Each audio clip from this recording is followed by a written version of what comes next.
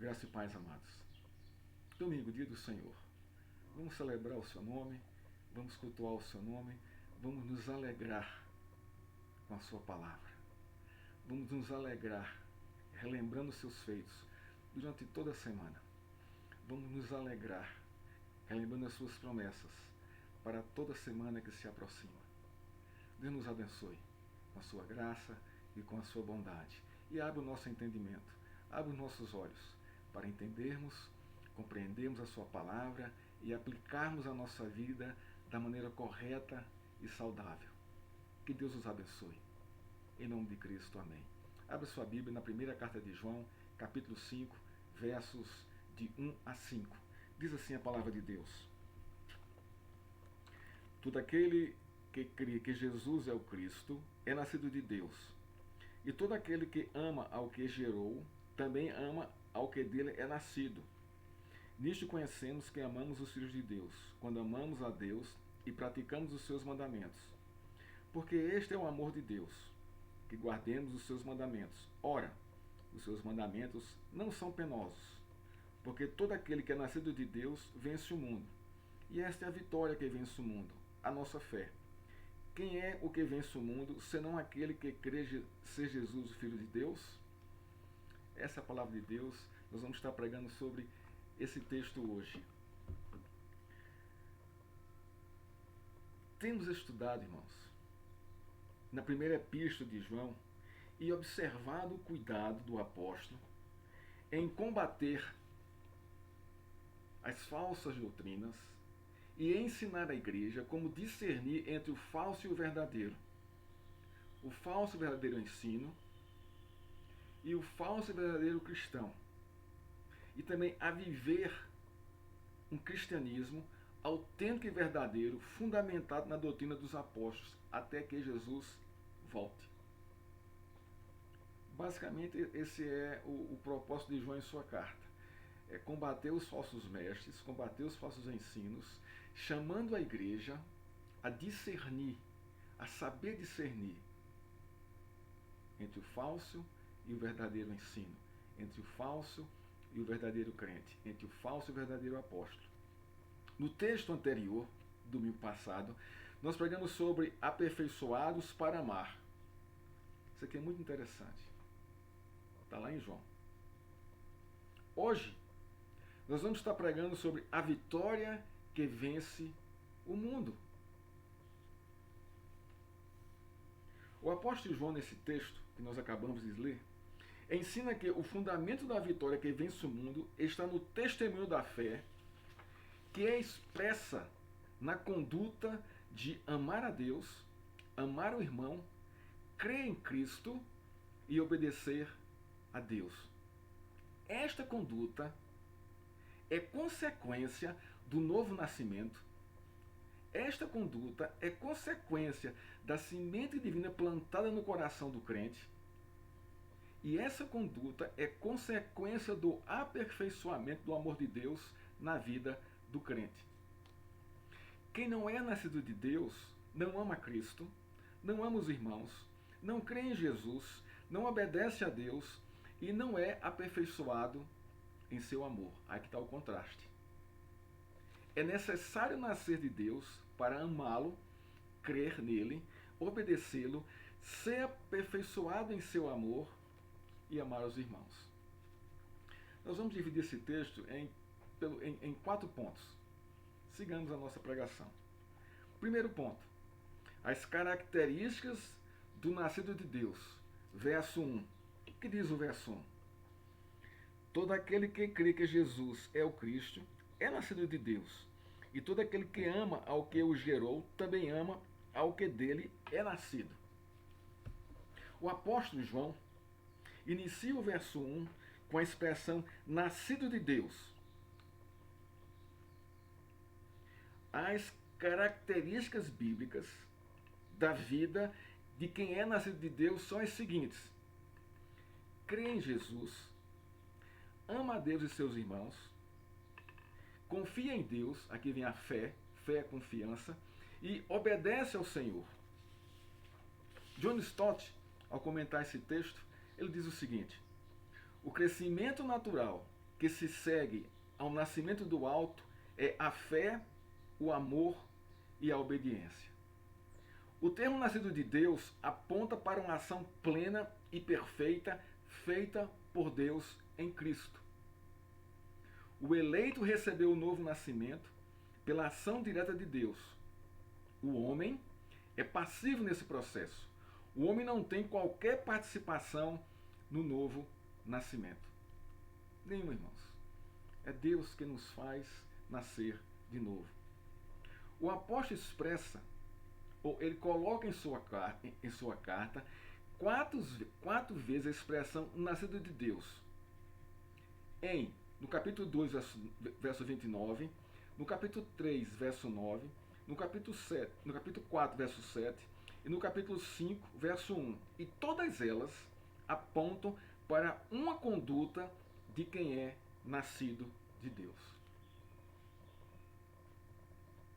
Então o apóstolo está revelando aqui, está mostrando aqui a conduta e a consequência gerada no coração do novo nascimento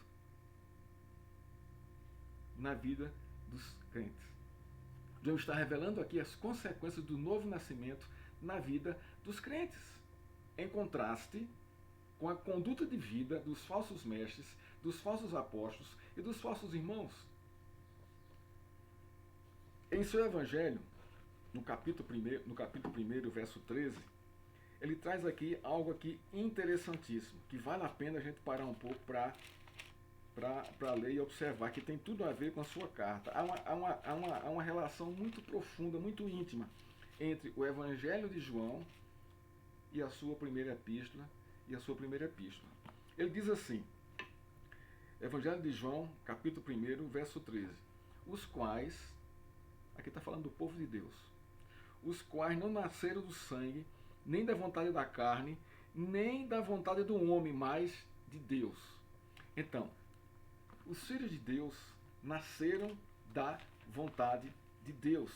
Isso mostra que o novo nascimento é uma ação externa que vem sobre aquele a quem Deus quer bem. Amar a Deus, crer em Deus e obedecer a Deus é consequência do novo nascimento. Há uma causa anterior que provoca essas consequências. E a causa anterior é Deus, agindo na vida do seu eleito por meio da pessoa de Jesus Cristo. Isto é, você só pode crer em Deus, amá-lo e obedecê-lo se nasceu de novo. Você não crer em Deus para nascer de novo, para ter fé e para obedecer a Ele. Não é assim que funciona. Há uma causa anterior fora de mim, que age em mim e provoca essas consequências, essas implicações do amar a Deus, do amar o irmão, de obedecê-lo e de ter fé.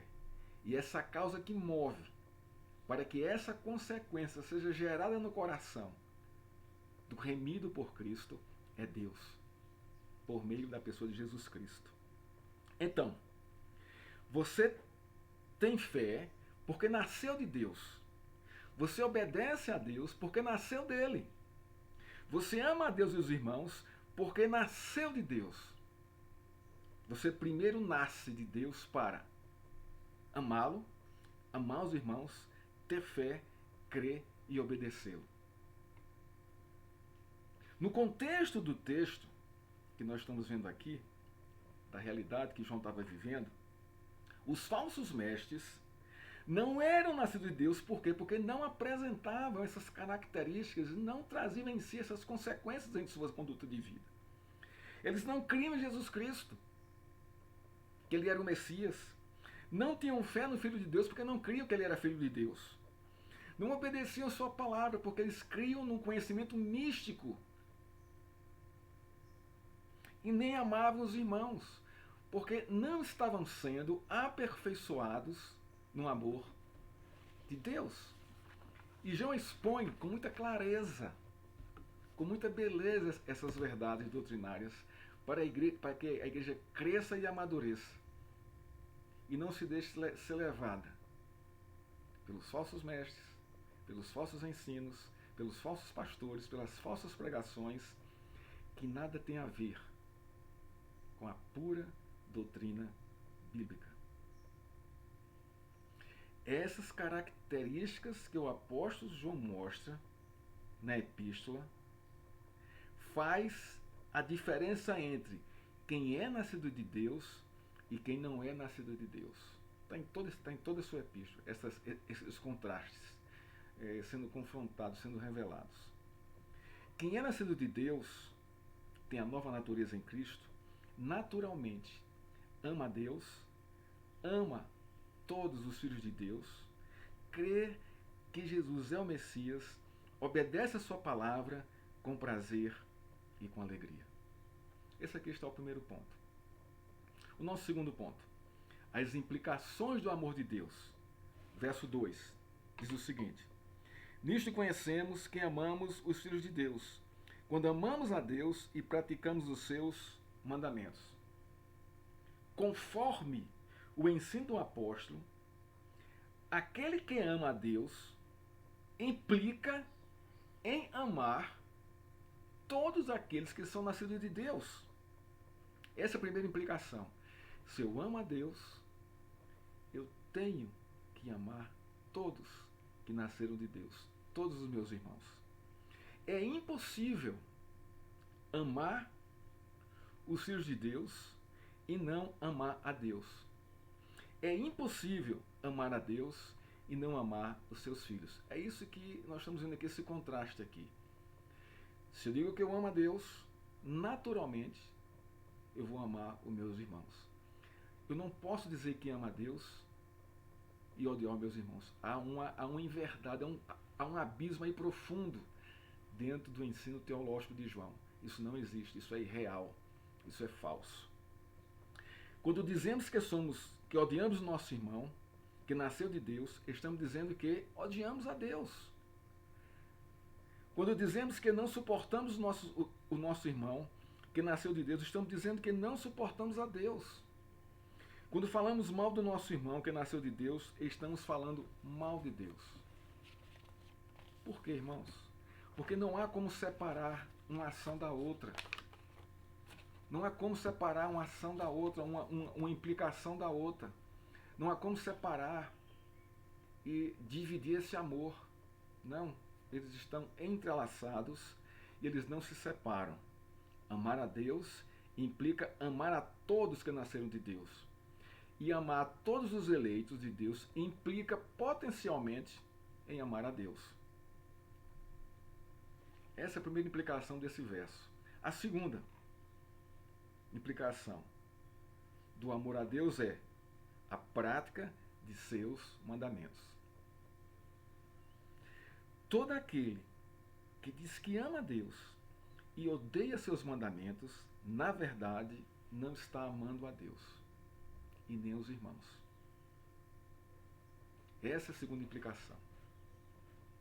Se eu amo a Deus, eu amo os seus mandamentos, porque os seus mandamentos me fazem crescer, amadurecer, me fazem mais submisso a Ele. John Stott diz o seguinte: se amamos verdadeiramente a Deus, praticamos seus mandamentos. Não tem como, irmãos. Não tem como. Não tem como. A guarda dos mandamentos é a evidência de que amamos a Deus e aos irmãos. Nessa explicação aqui é a evidência de que nós amamos a Deus.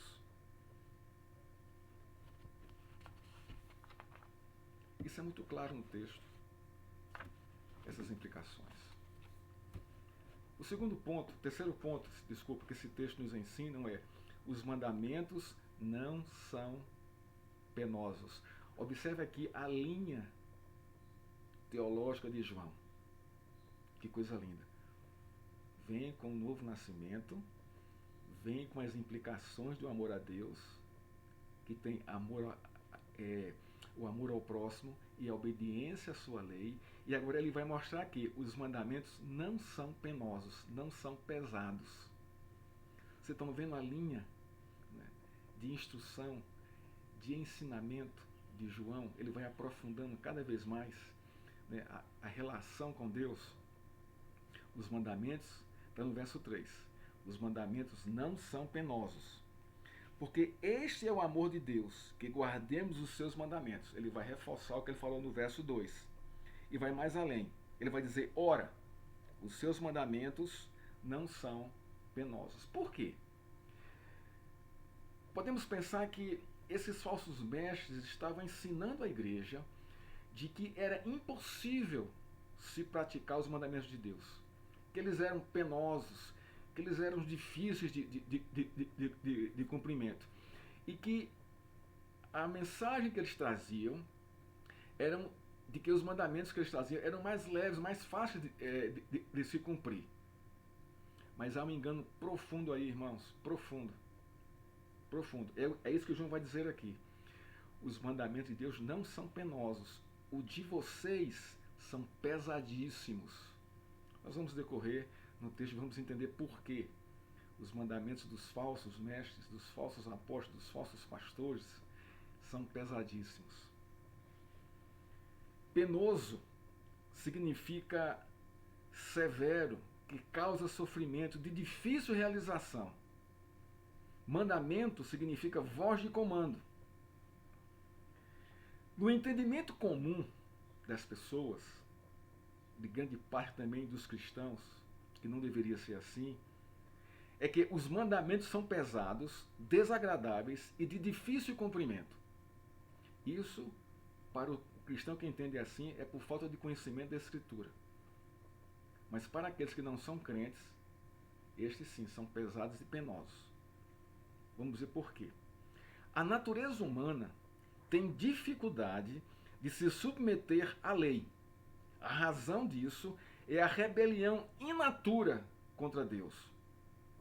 Há uma rebelião natural do homem natural contra Deus e os seus mandamentos. Enquanto esse pecado não for tratado, a lei de Deus é jugo desconfortável, é fardo pesado para o pecador, pois ela o condena e o pune. O apóstolo João afirma no verso 3, os mandamentos de Deus não são penosos. Devemos observar alguns pontos no próprio texto para entendermos esta verdade. Por que não são penosos? Primeiro, porque a base desta verdade de que os mandamentos não são penosos está nas palavras de Jesus em Mateus 11, 30, que diz assim, o meu jugo é suave e o meu fardo é leve. Vamos traduzir aqui para o nosso contexto. O meu mandamento é suave e o meu mandamento é leve.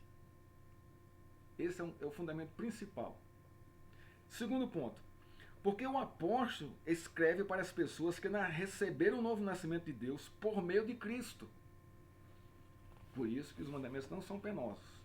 Terceiro, porque ele se dirige àqueles que foram agraciados com o dom da fé. Está lá em Efésios capítulo 2, verso 8. Quarto, porque João se corresponde com aqueles que creem que Jesus é o Filho de Deus. E quinto, porque o apóstolo se refere aos cristãos que obedecem a Deus. Esta obediência é revelada na expressão vence o mundo, nos versos 4 e 5, que logo chegaremos lá.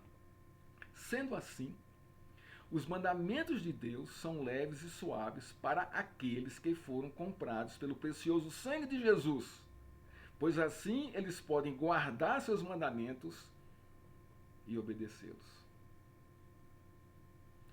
Há uma realidade, irmãos, extraordinária para o nascido de Deus, que é, os seus mandamentos não são pesados. A que peso o apóstolo está se referindo nesse texto aqui? No contexto bíblico, é o peso da condenação e da punição eterna pela quebra do mandamento. Os mandamentos são severos e causam sofrimento para todos aqueles que se rebelam contra Deus. O pecado, irmãos, é a rebelião contra o mandamento de Deus. E o salário desta rebelião é a morte eterna. Este é o peso da condenação e da punição eterna trazida pela própria lei de Deus, que foi tirado da vida daqueles que nasceram de Deus. A morte de Jesus justificou o povo de Deus. Jesus levou sobre si o peso da condenação e da punição deles. Por isso que o novo nascido de Deus pode e deve obedecer aos mandamentos de Deus. Porque o peso que ele trazia sobre nós foi tirado graciosamente pelo nosso Senhor e Salvador Jesus Cristo. Deus, sendo rico em misericórdia e graça, providenciou a vacina contra o vírus dessa rebelião. Jesus Cristo. O dom gratuito de Deus é a vida eterna, em Cristo Jesus, nosso Senhor. Cristo é, irmãos, a esperança viva para todo pecador que se arrepende da sua rebelião. Aí sim, os mandamentos não tornam-se pesado, é leve e suave. Sendo assim, o cristão fiel obedece a Deus por meio da obediência de Cristo. Nesse contexto, os mandamentos não são pesados. Cristo levou sobre si, a nossa condenação e a punição trazida pela lei. Ele cumpriu, ele obedeceu à lei. Por isso que nós somos justificados nele. Por isso que para nós os mandamentos não são pesados. São suaves e leves, por causa da obediência de Cristo. Quarto e último ponto da nossa exposição. O nascido de Deus vence o mundo. Versos 4 e 5. Diz assim: porque todo o que é nascido de Deus vence o mundo. E esta é a vitória que vence o mundo, a nossa fé. Quem é o que vence o mundo, senão aquele que crê ser Jesus, o Filho de Deus? O que é que João vai tratar aqui, irmãos? Por 3 vezes, nesse texto, ele traz o verbo vencer.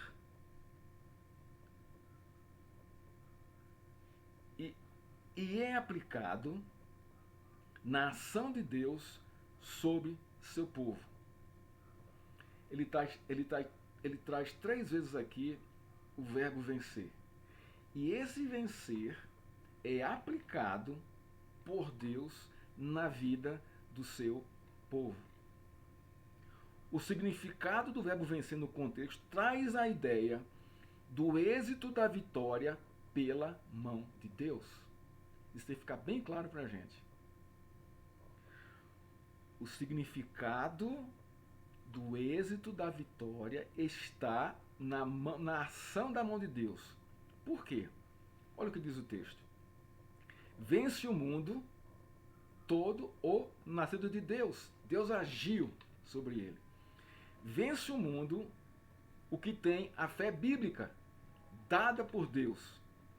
Vence o mundo o que crê ser Jesus, o Filho de Deus. É Deus quem abre os nossos olhos para vermos e crermos em Cristo. Então, o êxito do vencer o mundo está na ação de Deus na vida do seu povo. Esse texto aqui é fantástico, porque não somos nós que temos a força do vencer, mas é algo que está além de nós. que é exterior a nós, que vem de fora e nos faz vencer o mundo. Pumer, um comentarista, né, falando sobre esse texto, ele diz o seguinte: não é a pessoa vitoriosa, mas o poder vitorioso. Não é o homem, mas é o seu nascimento de Deus que vence. É isso que João está dizendo aqui. Não somos nós, irmãos, mas foi aquilo que nós recebemos de Deus, que faz com que nós vençamos o mundo. Que mundo é esse? O mundo do pecado. O mundo do pecado. Então, observe que o foco do versículo, ou dos versículos, não é o homem ser vitorioso. O poder de Deus, gerando o novo nascimento, a fé e o crer em Jesus, seu Filho de Deus, traz o êxito da vitória sobre o mundo do pecado. É isso que está acontecendo aqui. É o poder de Deus gerando o novo nascimento em seus filhos, a fé e o crer em Jesus, Filho de Deus, que traz o êxito da vitória sobre o mundo do pecado. No contexto de João, era justamente isso aqui. Como vencer esses falsos mestres? Como vencer essas falsas doutrinas? Como vencer esses anticristos? Nesse contexto aqui. Se você é novo, se Deus te deu o novo nascimento, te deu a fé, te deu o crer, para que você não se envolva, para que você não acredite nessas falsas doutrinas, nessas falsas religiões. É o poder para dizer não ao pecado. É o poder para rejeitar o pecado. É o poder para rejeitar toda heresia plantada na igreja. É o poder de Deus sobre os seus filhos para vencer a ação do mundo contra a igreja. Contra a igreja. O nascido de Deus tem a fé bíblica, crê no Messias, ama seu irmão e obedece a Deus. Isto é, vencer o mundo do pecado. Ele vence porque é nascido de Deus. O foco é o poder de Deus. O foco é a ação de Deus na vida do eleito, trazendo o êxito da vitória. É isso que João está dizendo aqui, irmãos. Para mim e para você. Nós vencemos o mundo? Vencemos. Por nossa própria força? Não. Deus, em Cristo, nos deu o êxito da vitória, porque Cristo obedeceu e foi à cruz em favor de aplacar a ira de Deus e trazer para nós a consequência que é a nossa salvação, é a nossa justificação. Por isso que Deus nos deu a vitória sobre o mundo. Nós podemos hoje dizer não ao pecado. Nós podemos hoje dizer sim aos mandamentos de Deus. Nós podemos dizer, nos submeter a Ele, o nosso Senhor e o nosso Salvador. Porque Ele nos deu o êxito da vitória de vencer esse mundo de pecado. Concluindo nossa pregação de hoje. O cristão verdadeiro, nascido do alto, crê ser Jesus o Filho de Deus, ama a Deus, seus irmãos, guarda seus mandamentos. Vive por fé, isso é viver por confiança em Deus. Obedece e se conduz em santidade até a volta de Cristo. E é dessa forma que ele vence o mundo do pecado.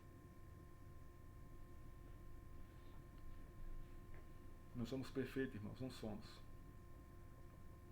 Mas somos justificados em Cristo. E por causa dessa justificação em Cristo, nós podemos nos submeter aos mandamentos de Deus. Amar a Deus, amar os irmãos, obedecer a sua palavra e, sendo assim, vencer o mundo. Nós estamos vencendo o mundo cada dia, irmãos, quando nós nos submetemos à graciosa vontade de Deus em Cristo Jesus, revelada em sua palavra. algumas aplicações para a nossa vida aqui. A primeira, o cristão fiel, não desanime diante da realidade. Deus o fez vencedor por meio de Cristo. Levanta os olhos e siga a vida em santidade até a volta de Jesus. Não desanime por causa dessa pandemia, das circunstâncias. Não desanime por ver tanta injustiça, tanta maldade, tanta promiscuidade, tanta prostituição. Não desanime com isso. Continue firme, vivendo, testemunhando a Deus o seu amor. 2. Crente fiel, não desanime por causa do seu pecado. Irmão, nós pecamos. E como pecamos? O que é que o próprio João diz nessa carta aqui, lá no capítulo 1? Se confessarmos nossos pecados, ele é fiel e justo para nos perdoar os pecados e nos purificar de toda a injustiça.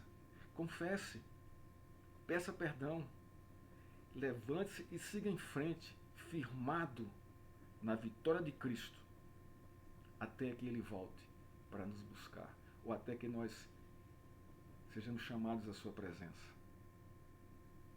Terceira aplicação. Crente fiel, não desanime com os açoites do mundo, nem se entregue a ele. Deus em Cristo nos fez vitoriosos. Clame ao Senhor, peça socorro. Ele vem nos socorrer. Aqui com relação às tentações, que são inúmeras e potencialmente pesadas em nossos dias, para que nós venhamos a cair, a desviar, a desanimar do Senhor. Clame ao Senhor por sua graça e misericórdia, por socorro. Peça a Ele, não desanime. Ore. Clame a Deus, grite a Deus. Irmãos, Ele vem nos socorrer, porque Ele é fiel e justo. Quarta aplicação. Leia, medite na palavra de Deus, para amadurecer, para conhecer a Deus. Irmãos, a Bíblia é a história de Deus. Ele está se revelando ali a cada página, a cada livro. Leia as Escrituras. Não desanime com relação a isso. Peça a Deus que lhe motive a isso, que queime o seu coração para ler as Escrituras. E quinta e última aplicação para nós: ame a Deus conforme a sua palavra. Obedeça. Essa é a maneira. Guarde seus mandamentos e obedeça. Porque aí você vai amar os seus irmãos. Você vai amar a sua igreja. Você vai amar o seu governo sobre a sua vida. Irmãos, que Deus nos abençoe. Nesse tempo que nós estamos passando, um tempo de um desafio muito grande.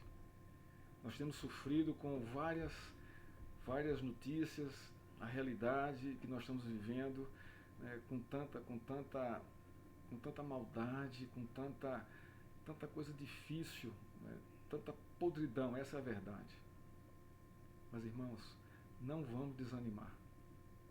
Não desanime porque estamos com a igreja fechada, porque esse tempo Deus separou para isso. Deus separou para isso, para estarmos mais dentro de casa, vivendo o ambiente, as tensões familiares e pela Escritura, sabendo conviver com elas, sabendo solucioná-las. É tempo de convivência com o marido, com a mulher com o marido. É tempo de convivência com os pais, com os filhos com os pais. Eu sei de pais que estão desesperados, não sabem mais o que fazer. Por quê? Porque perderam a naturalidade da educação dos filhos. Perderam como é e esqueceram de como foram criados. Esse tempo, irmãos, se nós pararmos para pensar, é um tempo de Deus estar refreando o pecado, como falou Augusto Nicodemos e o Leandro Lima a semana passada, no vídeo que eu vi deles. Deus tem refreado o pecado, irmãos. por essa quarentena, os bares fechados, os motéis fechados, as boates fechadas, a venda de bebida alcoólica fechada. Preste atenção a isso. A gente não para observar isso. A gente só pensa na perda dos nossos prazeres, das nossas diversões. Mas, na verdade, há algo muito maior por trás. Deus está, irmãos, nos disciplinando. Graças a Deus por isso. Irmãos, eu desejo breve ver a todos. Nós temos caminhado com isso. Eu tenho tido contato com o presbitério, esperando um documento deles. Tive contato com o pastor Luiz, lá de Nova Lima. Ele também não abriu a igreja ainda. A sua proposta é abrir agora a partir de junho, como também a nossa. Vamos continuar orando. Vamos continuar, irmãos, orando ao Senhor e aproveitando esse tempo para conhecê-lo e para amá-lo. Que Deus nos abençoe, nos dê uma semana de graça, de alegria em sua presença.